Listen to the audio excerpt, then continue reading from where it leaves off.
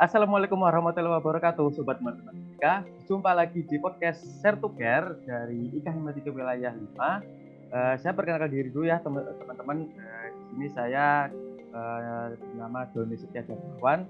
Saya selaku Kepala Divisi Informasi dan Komunikasi IKA Matematika Wilayah 5. Nah, sebelum pembahasan podcast ini kali teman-teman, mungkin saya jelaskan dulu ya terkait temanya gitu. Nah, untuk tema podcast kita kali ini yaitu tentang persiapan kerja atau persiapan karir pasca kuliah.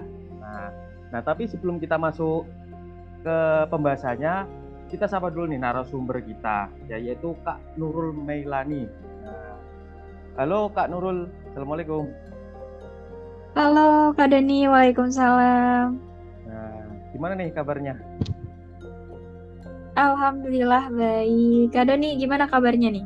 Alhamdulillah ya, baik ya. Walaupun ya agak sedikit meriang atau apapun itu, tapi ya itu kita dapat berkahnya. Nah, Kak Nurul Alhamdulillah. sibuk apa nih? Kak Nurul? Oke, sekarang kegiatannya ada aktivitas di organisasi.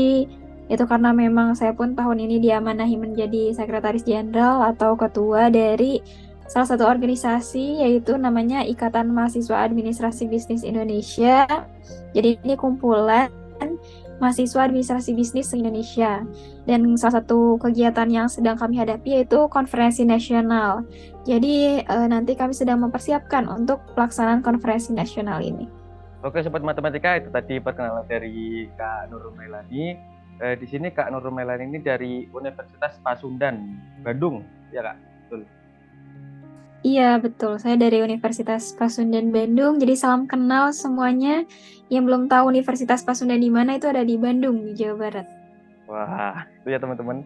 Mungkin semoga aja nanti ada dari teman-teman Universitas Pasundan Bandung juga nanti ikut melihat ya. Nah, lalu untuk Kak Nurul ini, beliau menjabat sebagai Sekretaris Jenderal di Ikatan Mahasiswa Administrasi Bisnis Indonesia. Ya Kak, pengurus pusatnya ya, periode 2023-2024. Betul Kak? Iya, betul Kak. Nah, itu tadi makanya Kak Nurul tadi menceritakan kesibukannya salah satunya di organisasi. Oke, sebelum kita mulai pembahasannya, tadi Kak Nurul sedikit menyinggung juga terkait IMABI gitu ya Kak. Nah, mungkin tadi kan Kak Nurul jelaskan IMABI secara singkat, mungkin bisa dijabarin lagi nih teman-teman biar tahu. Kalau yang podcast kita ini namanya ini Sobat Matematika Kak, para pendengarnya kita sebut Sobat Matematika. Mungkin nanti Sobat Matematika bisa ingin tahu lagi apa itu IMABI Kak. Oke, Sobat Matematika ya Iya, sapaannya. betul. Jadi IMABI itu Ikatan Mahasiswa Administrasi Bisnis Indonesia. Jadi di sini adalah sebuah organisasi tingkat nasional, perkumpulan mahasiswa, mahasiswi administrasi bisnis atau niaga dari Sabang sampai Merauke. Dan saat ini alhamdulillah sudah tergabung 76 perguruan tinggi, baik itu negeri maupun PTS yang sudah tergabung di ikatan ini. Dan kami pun memiliki kegiatan rutin tahunan yaitu konferensi nasional yang pada tahun ini di bulan Agustus insya Allah akan dilaksanakan di Universitas Pasundan. Jadi kampus saya sendiri sebagai tuan rumahnya dan saya pun sebagai sekjennya. Jadi agak lumayan hektik gitu ya, harus memposisikan sebagai sekjen kemudian sebagai tuan rumah juga. Oke, itu Bu Sekjen ini apakah habis ini langsung demis atau masih belum gitu Bu? Gimana? Apa langsung demis Maaf. ini habis ini? eh Sepertinya yang langsung demis mungkin ya. Oke, oke, itu ya Sobat Matematika tadi Kak Nurul sudah menjelaskan terkait IMABI atau organisasi yang istilahnya dikepalainya gitu ya, organisasi nasional sama seperti IKA Matematika teman-teman. IKA Matematika juga namanya juga nasional juga. Oke, jadi gini Kak, kita mulai pembahasan. Mungkin ini kan tema kita kan tentang persiapan karir atau persiapan pekerjaan pasca kuliah. Mungkin pertanyaan saya gini dulu. Apa pendidikan Kak Nurul pada saat ini jurusannya? Oke, saat ini di Universitas Pasundan saya tengah menempuh pendidikan S1 yaitu jurusan Ilmu Administrasi Bisnis. Jadi di masa mendatang lulusan administrasi bisnis ini diharapkan bisa menjadi seorang marketer, seorang akunter juga, kemudian HR atau bahkan seorang CEO dari company perusahaan seperti itu. Nah, memang dari tadi kan Kak Nurul juga menjelaskan bahwa nanti lulusan itu berbagai macam itu ya Kak. Tapi Kak Nurul sendiri apakah merasa dalam perkuliahan itu ya ada sesuatu yang berat atau sesuatu yang atau merasa itu salah untuk Kakak pilih, itu ada nggak? Oke, perasaan salah jurusan sih dari aku sendiri nggak ngerasa ya. Kenapa? Karena sebelum memilih jurusan ini aku mengikuti tes talent mapping terlebih dahulu. Jadi buat sobat matematika mungkin ada yang udah sempat ikut tes seperti ini atau belum. Jadi sebelum aku menentukan jurusan yang aku pilih di dunia perkuliahan, aku lihat dulu nih kira-kira apa sih minat bakat yang aku miliki, kemudian potensi apa yang aku miliki, dan jurusan apa yang bisa menaungi atau mewadahi potensi aku. Dan akhirnya aku memilih jurusan administrasi bisnis. Tapi kalau ngerasa berat sih tentunya pasti ada aja ya. Apalagi aku sedari dulu tuh Kak, sangat menghindari yang namanya hitungan. Menghindari akuntansi itu karena nggak make sense sih sebenarnya sama podcast ini mungkin ya teman-teman dari matematika yang biasanya sudah tidak asing dengan hitung-hitungan, sedangkan aku sendiri dari SMA tuh nggak suka sama yang hitung-hitungan. Apalagi aku SMA-nya jurusan IPS, otomatis ada akuntansi, dan di situ aku ngerasa nggak suka dengan pembelajarannya lah. Sedangkan sekarang di bangku perkuliahan, akuntansi jadi salah satu modal utama, karena masa sih seorang entrepreneur nggak bisa ngitung gitu ya, gimana nanti mau ngitung laba ruginya gitu ya. Tapi dari situ ya akhirnya walaupun sulit tapi tetap dijalanin, tetap harus dihadapi gitu kan, harus ditaklukkan karena yaitu ujiannya gitu. Oke. Jadi ya tadi kan Kak Nurul juga menghindari matematika, tapi ternyata matematika di jurusannya Kak Nurul sendiri ada gitu. Iya, betul, ada. Bahkan itu kita di masa mendatang harus harus memang mengelola keuangannya secara langsung kan, bukannya sekadar hitung-hitungan. Jadi kalau case-nya sendiri di perkuliahan gak bisa, gimana nanti pas di lapangan gitu kan. Begitu ya. Sama juga seperti matematika gitu ya. Sebenarnya matematika ya pikiran orang luar itu memang tentang hitung-hitungan, rumus-rumus seperti itu. Tapi ternyata setelah teman-teman itu nanti masuk di matematika, itu tidak hanya matematika saja, ya tidak harus hitung-hitungan saja, tapi nanti akan ada ilmu-ilmu lain. Contohnya seperti saya sendiri Kak. Saya sendiri kan pastinya kan jurusan ini ada pendidikannya gitu, pendidikan matematika pastinya. Nanti ada ilmu tentang mendidik, ada ilmu tentang psikologi pendidikan semacam itu. Tapi tidak harus ya tentang hitung-hitungan aja gitu. Ya memang hitung-hitungannya harusnya sudah di luar kepala ya dari kalau pada teman itu, apalagi kalau sampai hitung-hitungan ribuan atau berapa itu perkaliannya itu pasti matematika kebanyakan ini masih belum tahu, kecuali anak-anak yang IQ-nya di rata-rata ya mungkin kalau hitung lewat itu bisa gitu. Nah tadi Karno sendiri juga menjelaskan kenapa memilih alasan tersebut. Nah ada alasan lain nggak sih Kak Nurul pilih jurusan administrasi? Oke, jadi alasannya tuh ini short story mungkin ya. Aku tuh dulu diarahkan untuk bisa menjadi seorang guru. Orang tua aku tuh pengennya aku jadi guru, iya jadi PNS gitu. Sedangkan aku sedari kecil tuh ternyata sukanya jualan, sukanya ya berpenghasilan lah sedari dini mungkin ya, karena melihat sosok orang tua aku juga seorang pengusaha. Jadi mungkin sudah ada visualisasinya tuh cara bagaimana berjualan, bertransaksi dan lain sebagainya. Sampai akhirnya ketika SNMPTN, SBMPTN aku tuh daftarnya di keguruan Kak, pendidikan geografi, pendidikan sosiologi, pendidikan agama Islam, pokoknya semua pendidikan aku daftar. Sampai akhirnya aku mendapatkan penolakan 13 kali pada saat itu. Dari negeri, dari kampus negeri, dari kampus swasta, sampai akhirnya aku ikut talent mapping itu, dan akhirnya aku menemukan jawaban bahwa Ya mungkin itu jawaban dari Allah juga ya. Kenapa aku nggak lolos-lolos di pendidikan, di keguruan? Karena passion aku bukan di situ gitu. Sampai akhirnya aku memutuskan untuk sekolah di kampus swasta gitu. Dengan jurusan yang memang sesuai passion aku. Oke. Ceritanya hampir sama dengan aku ya Kak. Oh iya. Betul.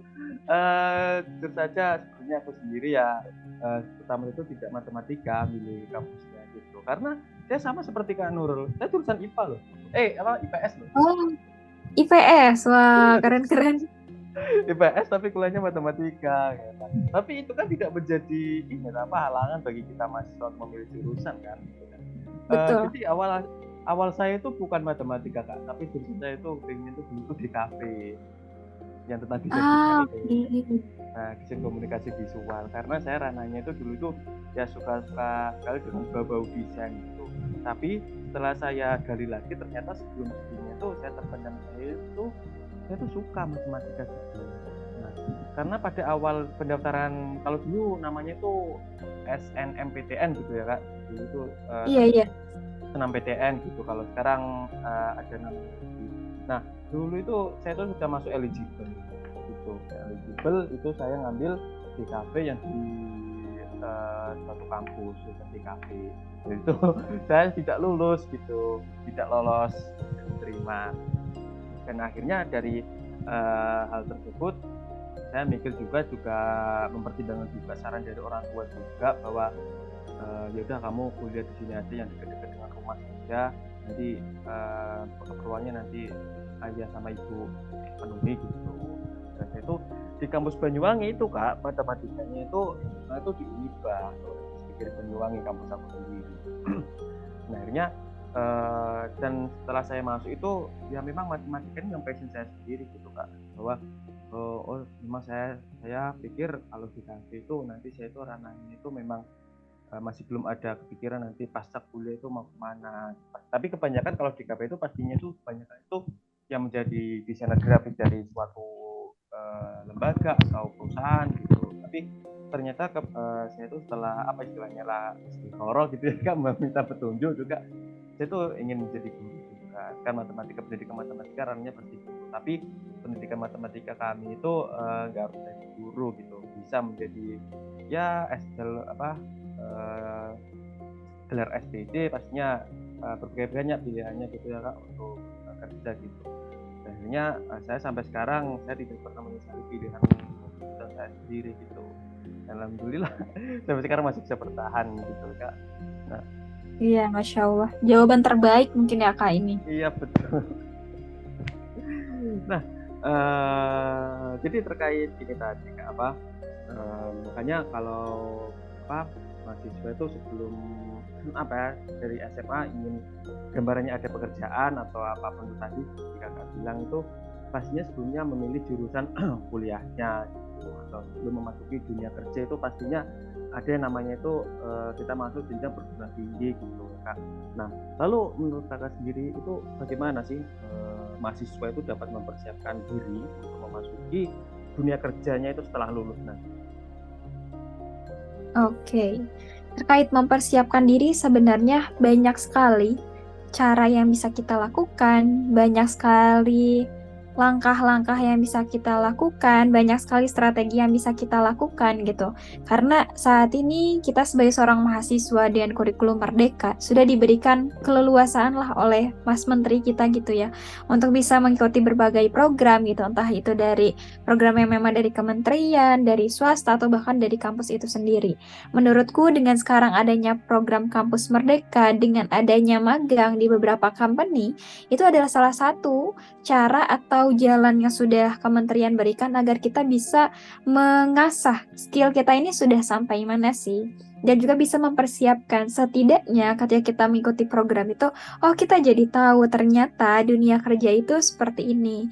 Sehingga ketika semisal kita sudah notice kita punya kekurangan A, misalnya kita punya kekurangan public speaking-nya belum terlalu baik.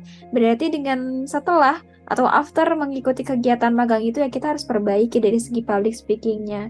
Dan juga sekarang sudah banyak sekali kan banyak webinar-webinar atau bahkan di kampus-kampus juga yang memang mereka badan yang fokus pada karir gitu, entah itu karir path dan lain sebagainya.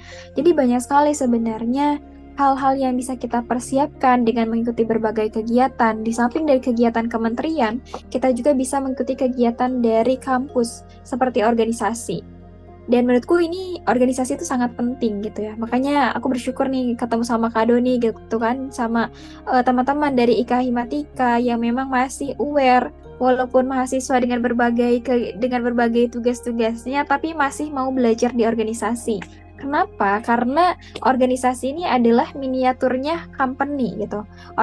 Di organisasi ini kita belajar gimana caranya ketemu sama orang, bagaimana caranya berkomunikasi dengan orang, bagaimana caranya membuat sebuah project, menyelesaikan sebuah permasalahan yang mungkin itu kita anggap sebagai hal-hal yang kecil, tapi sebenarnya ini adalah modal yang bisa kita jadikan bekal untuk di dunia kerja nanti.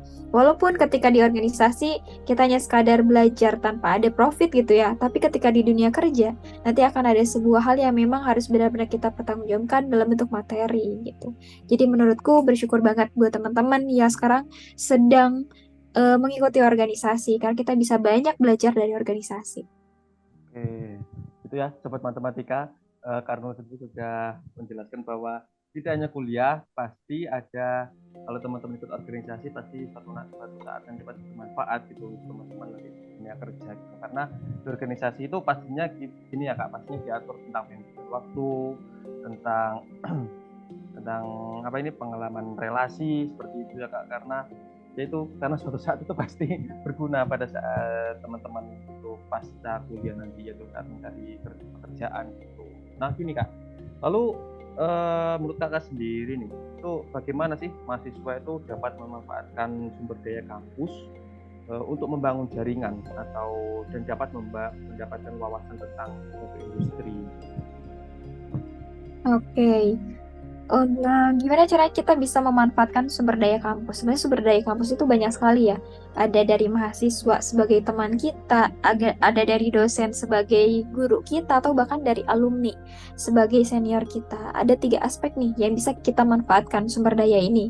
Gimana caranya kita membangun jaringan melalui teman-teman? Ketika sekarang teman-teman kita masih sama-sama berproses, belum jadi apa-apa, tapi ketika nanti dia, katakanlah misalnya jadi CEO di perusahaan A, kita pun nggak akan segan untuk meminta bantuan, meminta pertolongan, karena sudah dini nih, kita sudah sedari orang-orang tersebut proses ketika menjadi mahasiswa, kita sudah bangun relasi itu. Dan sebenarnya relasi, kalau misalnya dari kacamata kami sebagai seorang pebisnis, relasi adalah investasi di masa mendatang gitu. Walaupun sekarang kita berteman sama mahasiswa yang belum punya apa-apa, tapi yakin deh di kemudian hari kita pasti akan pasti akan menuai apa yang sudah kita tanam pada saat ini ya, salah satunya dengan pertemanan itu. Jadi pandai-pandailah berteman di dunia perkuliahan, walaupun bukan mengajarkan untuk kita lebih selektif ya. Justru kalau misalnya aku berteman sama siapapun gitu, mau itu dari golongan apapun, dari ras apapun, dari suku manapun, aku berteman karena aku yakin di kemudian hari mereka pasti membantuku, dan aku pun pasti barangkali bisa ada yang aku bantu untuk mereka gitu. Jadi perluaslah pertemanan gitu supaya kita pun nggak kebingungan nanti di kemudian hari. Kemudian dari dosen itu otomatis ya udah sangat kredibel gitu. Mereka yang pada saat ini sudah menjabat sebagai seorang dosen, otomatis relasinya sudah sangat besar. Jadi nggak ada salahnya kita juga untuk berteman dengan dosen, dalam artian kita juga mencari banyak tahu informasi dari dosen-dosen, dan itu pun sudah aku lakukan gitu ketika ada kegiatan di organisasi, aku bertanya ke dosen gitu. Ketika aku butuh sesuatu untuk experience, ya aku pun bertanya kepada dosen untuk relasi apalagi gitu. Kemudian untuk alumni juga itu kenapa alasannya kita harus menjaga komunikasi dengan alumni, karena bisa jadi alumni kita juga membutuhkan sumber daya mungkin di company-nya gitu, atau membutuhkan SDM apapun itu, dan akhirnya ketika sudah kenal sama kita pasti yang dinotis itu kita, dan ini pun sudah aku lakukan gitu. Aku adalah salah satu orang yang memang menjaga komunikasi juga dengan alumni, sehingga ketika di masa kuliah pun sudah ada beberapa tawaran job ke aku yang dalam bentuk freelance gitu, dan itu datangnya dari alumni. Kenapa mereka pilih aku? Karena aku bisa menjaga komunikasi, karena aku bisa menjaga jaringan, bisa menjaga relasi. Nah, itulah hal-hal yang memang sumber-sumber yang bisa kita manfaatkan untuk bisa membangun relasi. Oke, baik. Itu luar biasa ya jawabannya dari Kak Nurul. Mohon maaf ini Kak Nurul sama Sobat Matematika ya, ini waktunya terbatas. Mungkin saya bacakan ya terkait kesimpulan diskusi kita kali ini. Itu ternyata untuk Kak Nurul ini dia adalah mahasiswa dari jurusan administrasi bisnis ya. Lalu menurut Kak Nurul sendiri itu bagaimana mahasiswa mempersiapkannya diri memasuki dunia kerja itu dengan cara mengikuti program-program MBKM gitu seperti itu, karena program MBKM begitu banyak sekali ya teman-teman, mulai dari kampus pengajar, MSIB dan sebagainya. Lalu sumber daya kampus yang menurut Kamelan itu bisa membangun jaringan itu diantaranya itu ada melalui teman-teman kuliah, bisa, lalu juga ada dosen, juga alumni ya, seperti itu. Betul ya Kak? Itu data lognya. Oke, baik Sobat Matematika, sampai sini saja diskusi kita kali ini. Mungkin Kak Nurul ada closing statement sebelum kita tutup podcastnya. Oke, sebelumnya aku mengucapkan terima kasih banyak untuk teman-teman Sobat Matematika, untuk IKA Himatika yang sudah berkenan join di podcast kali ini, dan semoga teman-teman bisa menarik sedikit manfaat yang bisa diambil dari diskusi kita kali ini, dan semoga dengan teman-teman menonton tayangan ini bisa menambah pengetahuan, pengalaman, dan juga motivasi untuk bisa mempersiapkan diri nih. Karena di masa mendatang itu teman-teman akan semakin ketat persaingan untuk kita bisa bekerja. So, ketika kita tidak mempersiapkan sedari dini, ya akan menjadi apa kita di kemudian hari. Banyak cara, banyak langkah, banyak jalan yang bisa kita lalui untuk bisa memperbaiki, untuk bisa menambah skill kita. Apalagi ketika saat ini sudah ada maraknya AI, ketika kita sebagai human tidak memiliki skill, tidak memiliki apa-apa, ya kita pun tidak akan bisa jadi apa-apa di kemudian hari. Jadi pesanku, teman-teman tetap bisa berproses sebaik-baiknya, dan jadikan diri teman-teman ini memiliki value, memiliki keunikan daripada yang lain, dan juga tidak bisa dikalahkan oleh robotika. Sekian dari saya, terima kasih. Wassalamualaikum warahmatullahi wabarakatuh. Waalaikumsalam warahmatullahi wabarakatuh. Oke, terima kasih Nurul. Itu ya teman-teman, statement dari narasumber kita yang tidak kalah juga. Oke, itu saja ya Sobat Matematika untuk podcast kita kali ini. Saya ucapkan terima kasih lagi untuk Kak Nurul ya, sudah mau menjadi narasumber di episode share to care kali ini. Oke Sobat Matematika, itu saja saya sebagai moderator mohon maaf pamit undur diri. Kurang lebihnya mohon maaf. Wassalamualaikum warahmatullahi wabarakatuh. Sampai jumpa di podcast berikutnya.